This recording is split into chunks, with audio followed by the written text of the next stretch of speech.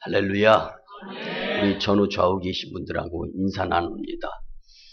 참 잘 나오셨습니다. 거룩한 주일에 하나님께 나와서 예배드리는 여러분들을 하나님께서 일일이 만나주시고 축복해 주실 줄 믿습니다. 근데 성경을 보면은요,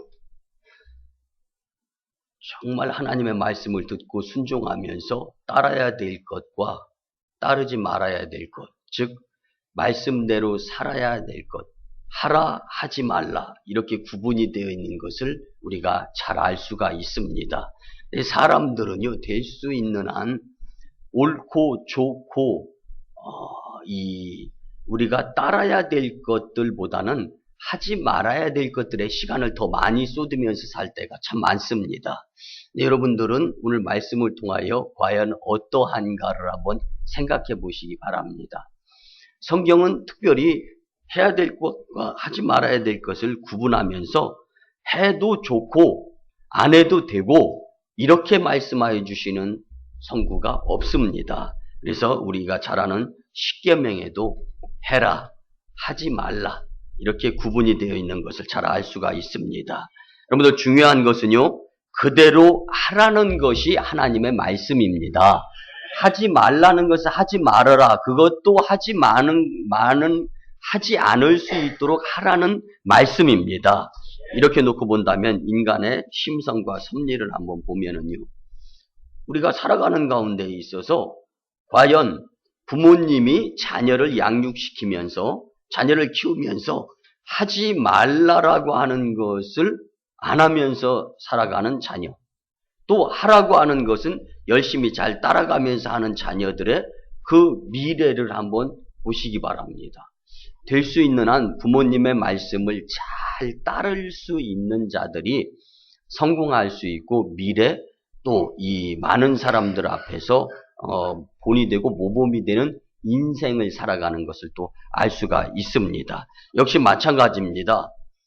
그보다 더 영적인 부분에 있어서 하나님의 말씀에 따라 순종하는 자들이 받는 축복, 그리고 그들이 하나님께 어떻게 들었음을 받는가 말씀을 통하여 세 가지로 교훈을 받고, 특별히 우리 마음속에 주님께서 하라고 하시는 것, 하지 말라고 하시는 것들을 구별하고 분별하여서 믿음으로 승리할 수 있기를 주님의 이름으로 간절히 축복을 드립니다. 첫째는요, 예수님은 새로운 살 길이라는 것을 우리가 믿어야 합니다. 오늘 본문 20절에 보면 그 길은 우리를 위하여 휘장 가운데로 열어놓으신 새로운 살 길이요, 휘장은 곧 그 육체니라. 아멘. 여러분들 구약시대의 성전의 구조는요, 지성소와 성소, 그리고 성전 마당 뜰, 이렇게 세 부분으로 구분되어 있는 것을 말씀을 통하여 우리는 잘 알 수가 있습니다. 근데 지성소와 성소는요, 두꺼운 커튼으로 휘장으로 다 가려져 있습니다. 그래서 이제 이 구분이 되어져 있는데, 지성소에는 1년에 한 차례만 이제 대제사장이 많은 사람들의 죄를 하나님께서 용서해 주시기를 원하는 속죄 제사를 드리기 위하여 짐승을 잡은 피를 가지고 들어가서 또 그곳에서 이제 제사를 드렸던 곳이 지성소입니다. 그 지성소 안에는요, 대제사장 외에는 그 어떠한 누구도 들어갈 수가 없었습니다. 근데 예수님이 십자가에 달려 돌아가시는 날 성소의 휘장이 찢어지는 기적이 일어났습니다. 여러분들 본문은요, 예수님의 피를 힘입어 우리가 지성소에 들어갈 수 있도록 길을 터 주신 것이다라고 주님이 우리에게 말씀해 주시는 것입니다. 이 말씀은 쉽게 풀어 설명을 드리면, 예수님 사랑하면서 예수님께 방향을 바로 잡고 그 주님 따라 살아가는 길이 살 길이라는 말씀입니다. 그래서 오늘 본문 20절에 그 길은 우리를 위하여 휘장 가운데로 열어놓으신 새롭고 살 길이다. 아멘. 여러분들 대제사장이 1년에 한 차례씩 들어가던 길은 이제 옛날 구길이 되고 말았습니다. 가도 끝이 없고 가야 하고 또 해마다 들어가야 하는 그 대제사장의 지성소의 그 길을 이제는 예수님께서 휘장을 찢으시고 여러분들 한 분 한 분이 예수님을 사랑하며 세상의 그 어떠한 좋은 것, 그 어떠한 유혹, 그리고 그 어떠한 나를 유혹하는 것들과 나의 그 관심을 갖도록 하는 것들로부터 자유함을 얻어가며 예수님께 방향을 설정하고 그 주님을 따라 예수님 뒤이은 길을 따르려고 하는 자들, 이 길이 살 길이고 이 길을 예수님께서 열어 놓으셨다라는 말씀입니다. 여러분들 이제 짐승을 잡을 필요도 없고 피를 흘릴 필요도 없습니다. 예수님이 대신 죽으셨고 대신 피를 흘려 주셨기 때문에 그 예수님을 믿기만 하면 살 길이 열리는 것이다라는 오늘 이 말씀에 하라는 말씀으로 받아들이는 여러분들이 되셨으면 참 좋겠습니다.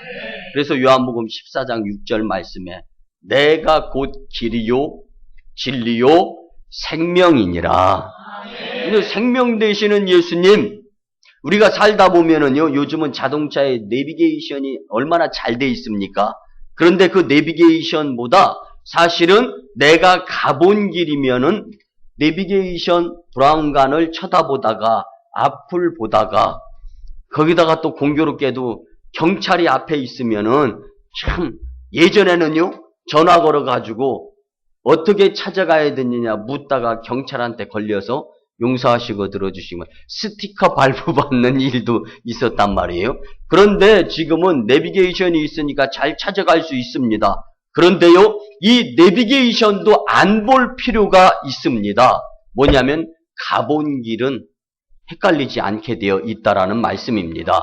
이것처럼 우리가 예수님이 가신 길, 우리도 믿음을 가지고 예수님을 따라가기만 하면 우린 가본 길처럼 방황하지 아니하고 흔들리지 아니하고 또 염려하거나 걱정하지 아니하고 살 길이 열린다라는 이 말씀을 우리는 마음판에 담고 결심하고 결단하여서 말씀대로 예수님이 살 길이다라는 것을 기억하시면서 살아갈 수 있는 여러분들이라면 예수님께서 내가 길이다. 나를 따라오면 헤매지 않을 수 있다. 믿으시기 바랍니다. 내가 진리다. 세상에 온갖 거짓 것들이 참 많다. 그런데 나를 믿으면 거짓에 현혹되지 아니하고 살 길이 열린다. 내가 곧 생명이다. 여러분들 이렇게 예수님께서 말씀해 주셨습니다. 예수님을 믿는다라는 것이 흔들림 없는 예수님께 소망을 둔다라는 것은 다른 것이 아니라 곧 살 길이, 생명길이, 믿음의 길이 열린다라는 말씀입니다. 그런데 옛날 이스라엘에는요, 세 가지 길이 있었습니다. 첫째는 왕, 임금, 귀족들이 통행하는 왕족의 길이 있었습니다. 또 한 가지 길은요, 이제 이 무역을 하면서 장사를 하는 대상들이 다니는 길이 있었습니다. 그리고 마지막 또 한 가지 길은요, 족장들이 다니는 길이 있었습니다. 여러분들 그런데요, 왕의 길도 장사꾼의 길도 없어졌고 폐허가 되고 말았습니다. 그러나 하나님의 뜻을 따라 거닐었던 족장들의 신앙의 길은 아직도 남아있어서 지금 예수님께서 열어놓으신 그 길을 통행하고 있는 것입니다. 여러분들 그 사실은요, 우리에게 큰 교훈을 주고 있는 것인데요. 그것은 어떤 길을 걸어가야 하는가? 여러분들 어떤 길을 걸어가야 하는가? 어떤 길을 걸어야 흥하는가? 또 어떤 길을 걸어야 살아남을 수 있느냐 하는 것을 우리에게 교훈으로 주고 있는 말씀입니다. 여러분들 한때 세계를 주름잡았던요, 이 바벨론, 아수르, 애굽, 그리고 로마 이런 정권이 무너지고 사라졌습니다. 그러나 그들로부터 시달림받고 침략당하던 이스라엘은 중동의 한복판의 작은 나라이지만 존재하면서 그들이 전 세계 5대양 6대주로 흩어져서 기술이면 기술, 운동이면 운동, 지식이면 지식인으로서 지대한 영향력을 미치면서 살아가고 있습니다. 여러분들, 우리가 이런 것들을 보면서요, 크다고 다 강한 것인가? 라는 것을 한번 생각해 볼 필요가 있습니다. 또, 강하다고 남아 존재하는가? 라는 것도 한번 생각해 볼 필요가 있습니다. 여러분들, 유대인들은요, 예수님을 십자가에 못 박아 죽이고, 예수님을 죽은 시체를 돌 무덤에 가두다시피 하면서 장례가 치루어지는데 이제 기여했던 자들입니다. 그러나 그 예수님은요, 오늘도 살아계셔서 역사하시고 계시면서 살아계신 그 주님께서 저와 여러분들에게 이렇게 말씀해 주고 계시는 것. 흔들림 없는 소망의 살 길은 오직 한 길, 나 예수님이다라고 말씀해 주고 계시는 것입니다. 여러분들, 예수님은 새로운 살 길이 있음을 믿으시고, 날씨가 추워도, 날씨가 더워도, 열대야로 잠을 설쳐도 여러분들에게 이익, 유익, 손해, 기분 좋고 나쁨 상관없이 살 길은 살아야 되는 것 아닙니까? 살 길은 예수님밖에 없다라는 것을 꼭 기억하시면서 이 말씀 중심으로 흔들림 없는 소망의 사람들이 참 되었으면 좋겠습니다. 두 번째, 흔들림 없는 소망의 살 길을 살기 위해서는요, 하나님께 나아가는 삶을 살아야 합니다. 오늘 본문 22절에 보니까요, 우리가 마음에 뿌림을 받아 악한 양심으로부터 벗어나고 몸은 맑은 물로 씻음을 받았으니 참 마음과 온전한 믿음으로 하나님께 나아가자. 아멘.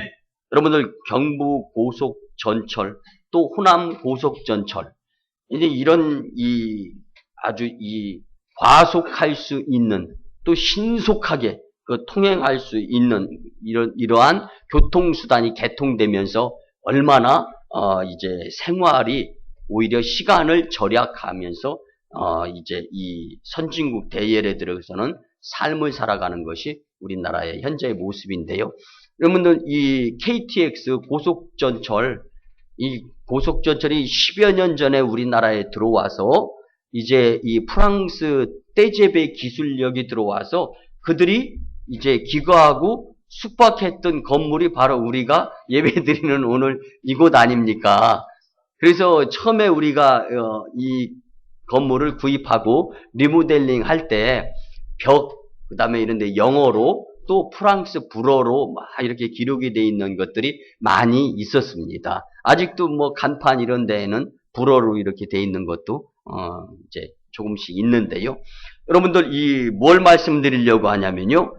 KTX 고속전철이 개통이 되고 경부선 개통, 그리고 오송 분기역을 통해서 또 이제 호남선 이렇게 개통이 되고 하면서요. 짧게는 2시간, 길게는 4시간까지 부산, 광주 이렇게 시간이 단축되어져 가면서요. 이제 서울과 부산 간에, 서울과 광주 간에 출퇴근하는 자들도 생기고 있습니다.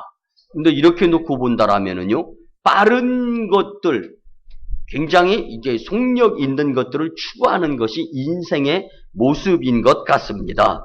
근데 여러분들, 2013년도에요, 라이트 형제가 비행기를 발명해 비행에 성공한 지 110주년이 되는 해였습니다. 이를 기념하기 위해서요, 서울대 항공우주공학과의 정인석 교수님이 주간지에 실은 글인데요. 이 글에 보게 되면 지금 미국에서는 마하 5 내지 7 음속, 이 속도는요, 이 음속이 5 내지 7배에 해당하는 속도를 내는 극초음속 비행기 개발을 서두르고 있다라는데, 이 속도는요, 말이 딱 전해짐과 동시에 느껴지는 이 속도를 이야기하는 것입니다. 근데 여러분들 한번 보시면 이미 엔진 개발에는 성공한 상태다라고 이제 이 글을 실었는데요.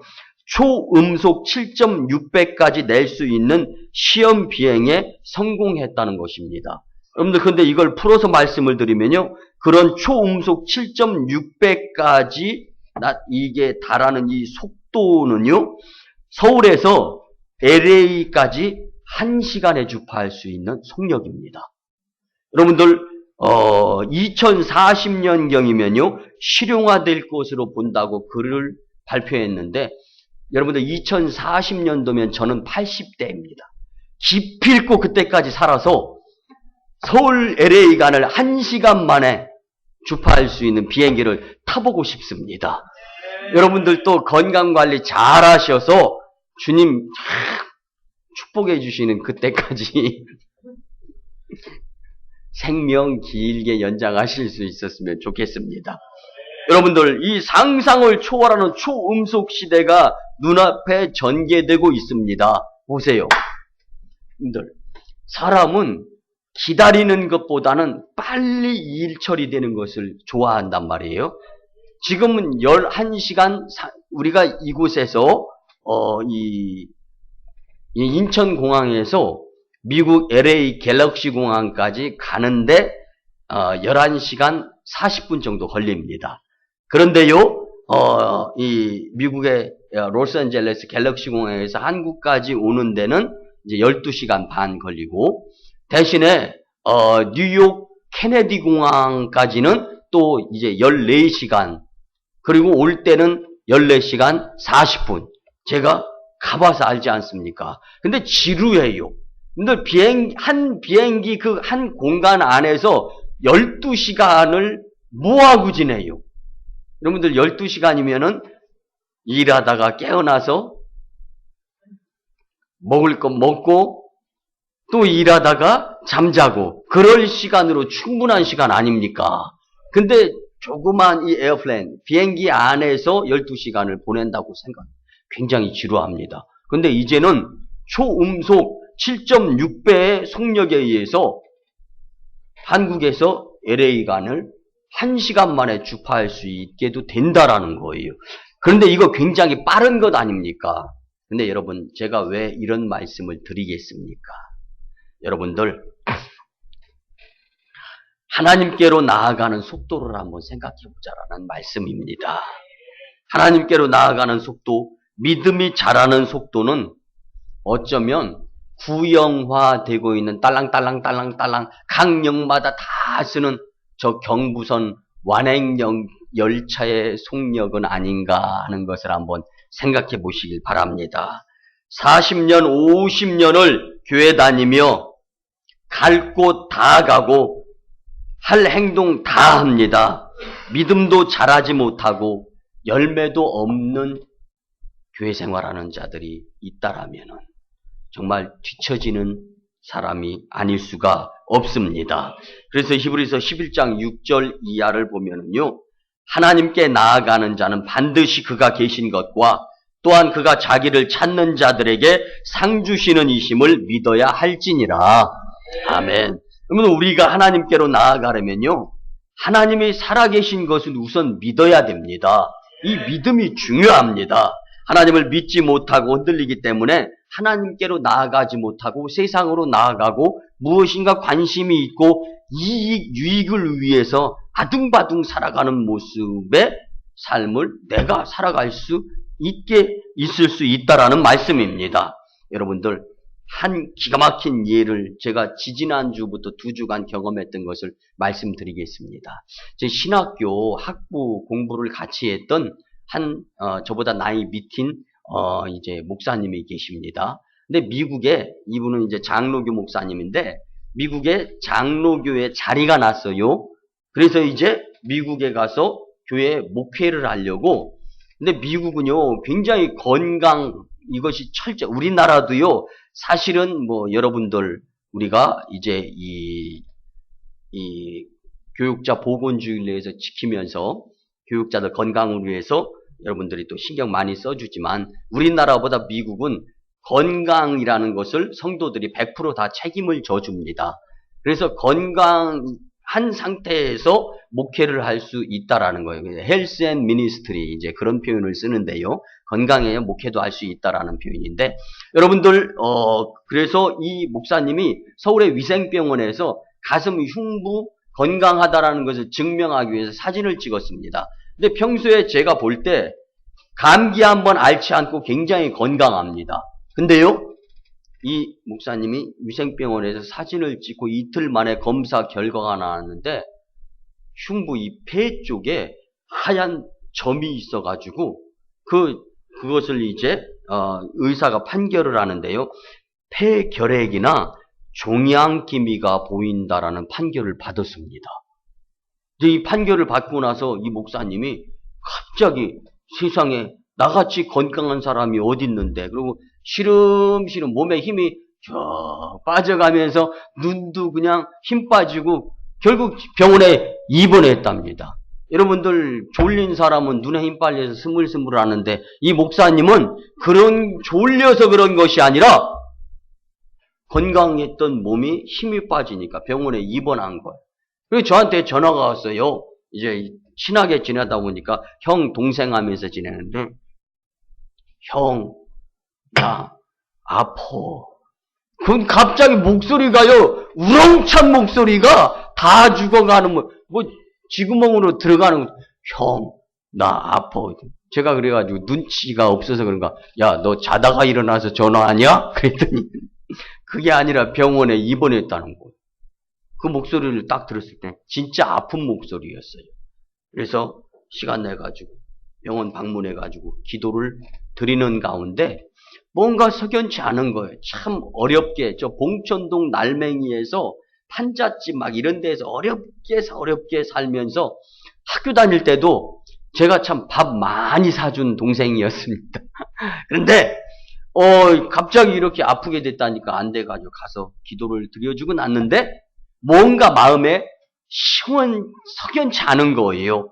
그래서 이제 제가 이전에 목회했던 서울 광림교회에서는 서울의 한양대병원, 구로동병원, 뭐 이런 서울대병원에도 이제 원목 목사님을 파송해서 그곳의 교회에서 이제 이 병원 교회에서 목회를 하는데 장병진 목사님이라고 제 선배 목사님이 계십니다. 그래서 그 선배 목사님한테 전화를 걸어가지고, 목사님 제가 아끼는 동생 후배 목사님이 미국 가서 목회하려고 하는데 그 위생병원에서 사진 찍었는데 폐에 반점이 있는데 근심 걱정을 하고 멀쩡하던 이 친구가 갑자기 시름시름 앓으면서 병원에 입원했습니다.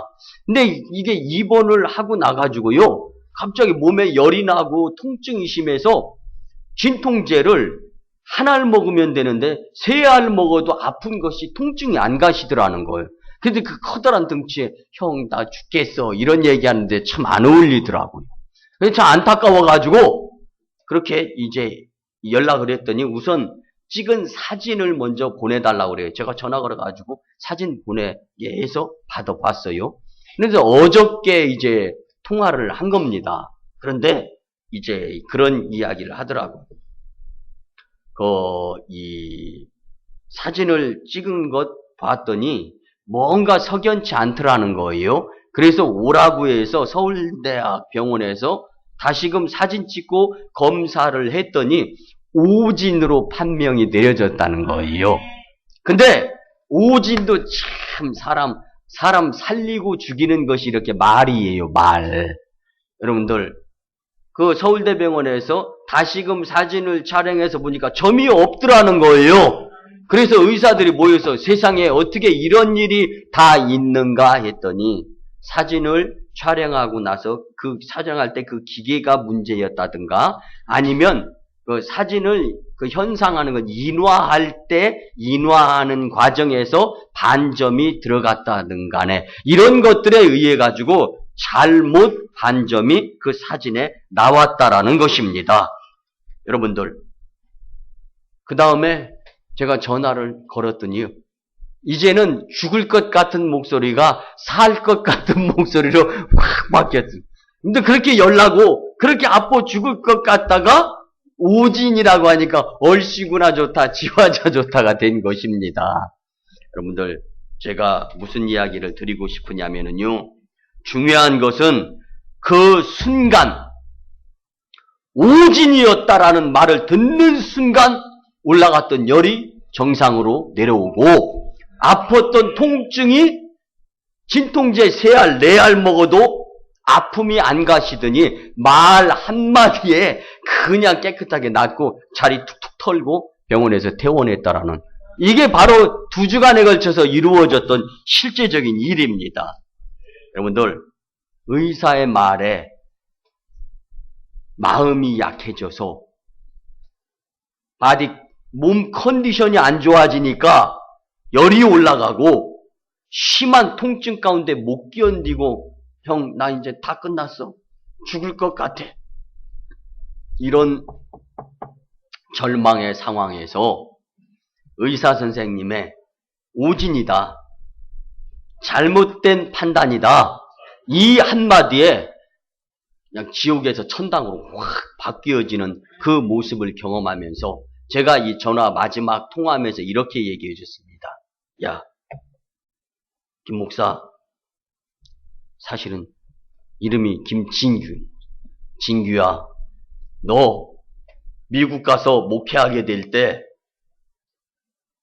고난, 고통, 그리고 힘든 상황 가운데 반드시 이때 이 상황을 기억하고 있다가 끝까지 목회줄 놓지 아니하고 성도 사랑하는 모습으로 목회하라고 하나님께서 이런 기회를 주셨다라고 느껴진다. 그러니까 본인도 아멘 하더라고요. 여러분들 그렇습니다. 우리가 살아가면서 최악의 상황 늘 믿음으로 이겨내라고. 그래서 가장 어려울 때는요, 그 고비 넘고 나가지고 세상에 그렇게 어려울 때도 견뎌냈는데 이 정도쯤이야 하면서 믿음으로 흔들림 없이 이겨낼 수 있는 여러분들이 되셨으면 참 좋겠습니다.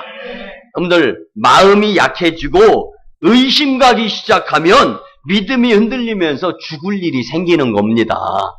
그러나 하나님을 믿고 예수님께로 향하는 열심 있는 모습을 살다 보면은 그 길이 살 길이다라는 것을 깨달을 때가 올 수 있습니다. 여러분들 레미제라블이라는 명저서 글 알지 않습니까? 빅토르 위고가 쓴 이 레미제라블이라는 것은요 정말로 유명한데 이 빅토르 위고가 레미제라블이라는 이 글을 써가지고 출판사에다가 전달을 했습니다. 근데 출판사에서 연락이 없는 거예요. 그래서 이 빅토르 위고가 글을 써서 편지를 써가지고 출판사로 보냅니다. 근데 출판사, 이게 지금 세계적으로 제일 간단하면서 제일 비싼 편지입니다. 뭐냐면 이 빅토르 위고가 출판사에다가 물음표 하나를 딱 찍어서 편지를 보냈습니다. 그 물음표의 내용은 뭐였냐면요. 내 작품을 보았는가? 물음표. 내 작품이 어떤가? 물음표. 그리고 또 이 작품이 좋습니까? 나쁩니까? 그리고 이것을 책으로 만들어서 팔면은 잘 팔리겠습니까? 안 팔리겠습니까? 이거 물음표 딱 이거 하나였습니다. 이게 세계적으로 지금 가장 짧으면서 가장 비싼 편지로 남아있는 겁니다. 근데 출판사에서 이 물음표 하나를 딱 편지를 받고서요, 답장을 보냈습니다. 이 답장이 이 빅토르 위고가 보낸 편지 다음으로 또 비싼 짧은 편지입니다. 근데 이 뭐냐면 느낌표 하나 딱 찍어서 답장을 보낸 거예요. 근데 그 느낌표의 내용은 뭐였냐면 글 좋다. 놀랍다. 책으로 써가지고 판매하면은 잘 팔릴 것이다. 이 느낌을 딱 보낸 거예요. 그리고 나가지고 이제 책을 만들었습니다. 그 다음에 이제 저자와 출판사 사장이 또 만날 거 아닙니까? 빅토르 위고하고 또 이 출판사 사장이 딱 만났습니다. 만나가지고 물음표, 느낌표, 그때 뭐였다 물어보지도 않고 느낌표에 대해서 같이 대화 나누지도 않고 서로의 믿음이 있었기 때문에 잘 되었다라고 이야기를 했다는 실화가 있습니다. 여러분들, 이 레미제라블이라는 이 빅토르 위고가 쓴 책을 통해서 이 저자와 또 출판사 사장이 그냥 물음표 하나만, 느낌표 하나만 가져도 서로를 알 수 있는 것처럼, 여러분들 우리 오송광님 재단에 저와 여러분들은 예수님과의 관계가 물음표, 느낌표로 다 이해되어지고 다 해석되어지고 다 뜻을 깨달을 수 있는 그렇게 좋은 관계가 되었으면 참 좋겠습니다. 여러분들 누가 하나님으로부터 느낌표, 감탄사를 받을 수가 있겠습니까? 믿고 맡기고 흔들림 없는 소망으로 하나님을 의지하고 하나님을 찾아 하나님께로 향하는 자들이 바로 주님께 잘했다 칭찬받을 수 있는 느낌표의 성도님들이 될 줄 믿습니다. 마지막 세 번째, 흔들림 없는 소망의 사람이 되기 위해서는요, 흔들림 없는 소망과 모이기에 힘써야 한다고 오늘 본문 23절과 25절은 말씀해주고 있습니다. 여러분들 본문 23절과 25절에 보면 또 약속하신 이는 미쁘시니 우리가 믿는 도리에 소망을 움직이지 말며 굳게 잡고, 아멘. 모이기를 패하는 어떤 사람들의 습관과 같이 하지 말고 오직 권하여 그날이 가까움을 볼수록 더욱 그리하자. 아멘. 근데 비바람에 나무가 흔들릴 수는 있습니다. 근데 흔들린 나무에서는 열매를 수확할 수가 있습니다. 거둘 수가 있습니다. 그런데 뿌리가 흔들린 나무에서 열매 수확은 거둘 수가 없습니다. 뿌리는 믿음입니다. 여러분들 뿌리가 흔들리면 나무는 죽게 되어 있습니다. 역시 마찬가지입니다. 사람에게 예수님을 믿는 소망이 흔들리게 되면 인생도 신앙도 무너지고 영생 죽을 수밖에 없습니다. 여러분들 연일 계속되는 세계 경제 뉴스 가운데에요, 일본 경제가 추락한다라는 거예요. 그래서 일본 경제가요, 지금 한 달에 수백 명씩 실업자 그리고 사업가들이 무너지면서 자살해서 죽어가고 있습니다. 근데 왜 그렇습니까? 이젠 끝이다. 희망이 없는 거예요. 절망이란, 해도 안 돼. 여러분들 일본의 장인 정신은요, 세계의 장인 정신으로 최고로 알려지지 않습니까? 3대, 4대째 기본적으로 150년 이상 되는 계속되는 집안 가문 대대로 내려오는 그 기술력을 가지고 장사도 하고 또 사업도 하는데요, 그 경제가 흔들리는 거예요. 그렇게 오랫동안 뿌리 깊게 기술이 연마되어지고 개발되어졌음에도 불구하고 이제는 절망할 수 없다라는 그러한 생각을 가졌을 때 그들은 희망 없이 자살로 죽어가고 있는 모습을 볼 수 있는 것입니다. 그런데 소망이 없으면요, 일해야 될 이유도 없습니다. 그뿐만 아닙니다. 살아야 될 이유가 없기 때문에 믿어야 될 이유도 없어서 죽게 되는 것입니다. 그래서 소망이 없는 인생은 흔들리는 인생이며 무너지는 인생이고 포기되어져 죽을 수밖에 없는 인생이 바로 소망 없이 흔들리는 인생이라고 말씀을 드릴 수가 있습니다. 그래서 바울은 골로새서 3장 1절에서 위의 것을 찾으라. 여러분들 우리가 같이 한번 고백합니다. 위의 것을 찾읍시다. 위의 것을 찾으며 삽시다. 아멘. 여러분들 위의 것을 찾으면서 살아야 된다라는 그 뜻이 무엇입니까? 위에 누가 계시냐라는 것을 한번 생각해 보시기 바랍니다. 그곳이 어디입니까? 우리 위에 죽으셨던 예수님이 이제는 우리가 갈 처소를 예비해 놓으시면서 우리 위에 기도하시는 그곳, 곧 예수님이 계시고 하나님이 계시고 도우심의 성령님이 계신 곳이 바로 위이기 때문에 우리는 위의 걸 주님을 찾는 삶을 살아야 된다라는 것입니다. 여러분들 먹고 살기 힘들고 바쁘고 날씨 덥고 열대야 때문에 잠을 설치고 이런 삶의 우여곡절들이 참 많이 있습니다. 근데 그런 것들 때문에 잠깐씩이라도 예수님을 잃어버리고 사는 모습들이 있지는 않은가 한번 생각해보자라는 말씀입니다. 여러분들, 이 어떤 사람이요, 감리교 창시자 존 웨슬리 목사님에게 이렇게 물어봤습니다. 당신 오늘까지만 살고 내일 아침에 죽는다라면은 당신은 그 오늘 하루의 삶을 어떻게 살겠습니까? 라고 물었습니다. 그때 존 웨슬리 목사님은 이렇게 대답합니다. 예정대로 아침에는 설교하고 약속대로 사람 만나고 저녁이 되면 집에 가서 저녁 먹고 가족과 함께 기도하고 침상에 들어갈 것입니다. 그리고 다음 날 아침에는 천국에서 하나님 앞에서 눈을 뜰 것입니다. 아멘. 살 길이 천국 위에 있다라는 것을 믿었던 존 웨슬리 목사님은요, 죽음을 두려워하지 않고 죽음 가운데에서도 흔들리지 아니하는 소망의 믿음의 모습을 답변으로 표현을 할 수 있었던 것을 우리가 알 수 있는 것입니다.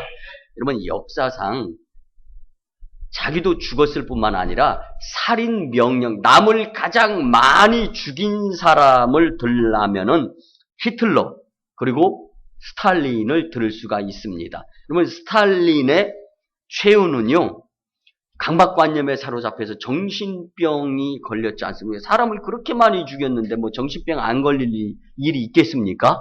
근데 이 히틀러가 죽기 직전에 정신병에서 비몽사몽하다가 정신을 한번 살짝 차렸을 때가 있었습니다. 그래서 잠깐 깨어난 상태에서 그는 이렇게 고백을 했습니다. 나는 희망이 없기 때문에 죽는다. 여러분들, 그리고 히틀러가 죽었습니다.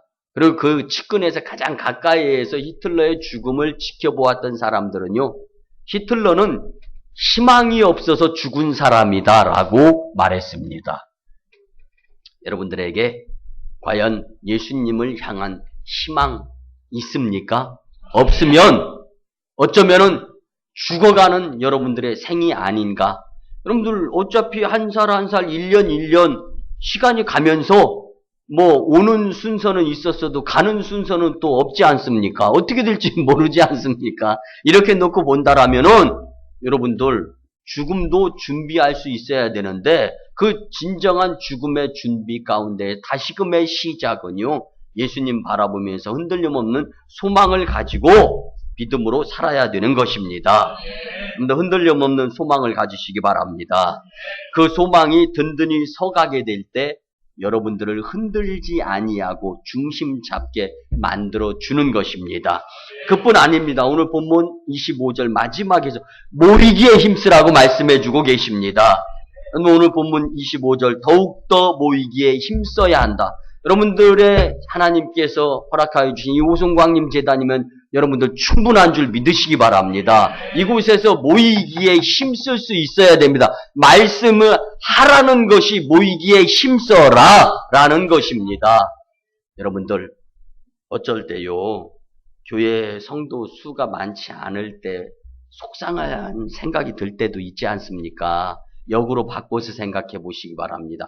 내가 그 자리에 없을 때 다른 사람들이 실망할 수도 있다라는 거예요. 그런데 이런 것들 놓고 볼 때 목회를 하면서 어쩌면 하나님께서도 가장 감사하고 좋아할 것이 성전에서 시간을 많이 보내는 성도들. 제가 만약에 하나님이라면 저는 그런 자들을 먼저 우선순위에서 축복해 주시지 않을까 하는 생각을 가끔씩 한번 가져봅니다. 여러분들 초대교회는요, 한 곳에 모여서 기도하다가 성령 충만을 받은 교회 성도들이 있었습니다. 교회는 모이는 공동체입니다. 취미나 오락이나 사람 때문에 모이는 것이 아니라 예수님 때문에 모이는 곳이 교회입니다. 여러분들 교회에 나오고 교회에 모이는 것을 싫어하고 소홀히 하고 놀러가고 여행가고 운동하러 가는 것은요, 신바람 나는 사람이 있다면 나는 예수님을 믿고 따르고 예수님을 사랑하는 사람인가? 라는 것을 한번 생각해 보시기 바랍니다. 어차피 사람은요, 제일 관심 가는 곳, 제일 마음이 있는 곳에 시간을 쓰면서 그곳 가잖아요. 여러분들, 저는요, 마지막 결론격으로 말씀을 드리는데, 저희 부모님이 저를 교회를 가까이 하도록 신앙 지도를 해주셨던 것에 대해서 굉장히 감사를 드립니다.